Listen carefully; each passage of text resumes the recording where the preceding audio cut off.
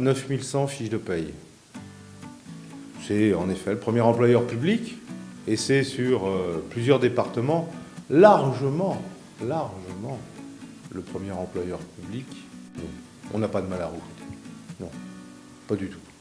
En revanche, on a des exigences et on a des difficultés parce que les salaires à l'hôpital sont faibles. Et les salaires faibles à l'hôpital, c'est malheureusement une façon aussi de ne pas reconnaître le travail des gens et la compétence des salariés. Une infirmière qui est en bloc opératoire a souvent une compétence Bac+5. Elle n'est pas payée comme un Bac+5. Pourtant, le financement de la santé est assuré. Pourtant, chaque personne qui sort de nos écoles est assurée d'avoir un travail. Et pourtant, chaque individu, chaque citoyen sait bien à quoi sert une infirmière de bloc opératoire.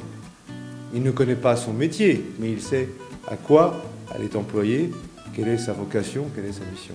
La masse salariale, c'est à peu près 70%, 65% de nos 700 millions. C'est-à-dire en gros 450 à 500 millions. Les 700 millions du budget sont réinjectés dans l'économie. Quand nous achetons de l'électricité, quand nous achetons des tables opératoires, quand nous achetons des véhicules, quand nous achetons de la formation, quand nous créons des richesses, nous réinjectons cela dans l'économie locale et l'économie nationale. Quand nous cherchons sur des protocoles de recherche, quand nous achetons de la pharmacie, nous réinjectons cela sur toute l'économie. Les fournisseurs sont pas seulement des fournisseurs de biens et services pour l'hôpital, c'est aussi les familles qui travaillent à partir de l'hôpital. D'ailleurs, certains le savent trop bien. Sans doute aussi des questions qui me tiennent à cœur parce que l'activité, l'économie, l'organisation, ce sont des questions primordiales, mais rien ne pourrait avancer sans les hommes. Et donc, le projet social est sans doute une dimension essentielle, parce que l'hôpital est aussi une entreprise et un service public, plutôt.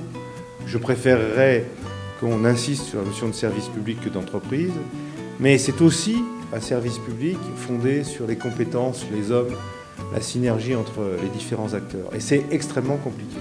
Et parmi les éléments du projet social, il faut trouver un sens à chaque métier, faire en sorte que les conditions de travail soient relativement correctes, même si nos ressources diminuent, et faire en sorte que chacun puisse se déplacer au travail de façon correcte. Vous savez, les flux, les déplacements dans des sites comme Gabriel Montpied, Estaing ou Louise Michel sont extrêmement compliqués. Il y a 600 000 consultations par an, il y a 100 000 urgences. Pour chaque urgence, il y a 3 ou 4 personnes qui viennent en même temps. Pour les consultations, on vient toujours accompagner. Un enfant vient toujours accompagner. Ça fait peut-être, je ne sais pas, 1 million de personnes qui se déplacent à l'hôpital.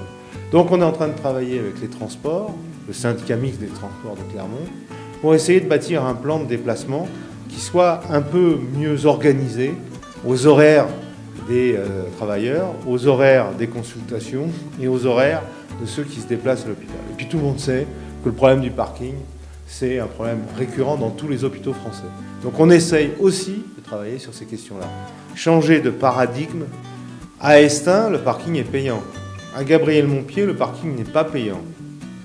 C'est une possibilité, mais ce qu'il faut d'abord, c'est organiser les places. Il faut d'abord travailler au plan de déplacement, à la construction de nouvelles places et à gérer les flux sur le site. Ensuite, nous verrons si le paiement est la meilleure source d'adaptation. On peut avoir un paiement qui soit adapté à la réalité de la consommation de l'espace, et puis on peut avoir aussi un paiement qui soit dissuasif pour l'attractivité de l'hôpital. L'important, c'est d'être en phase avec la population, de répondre à la population.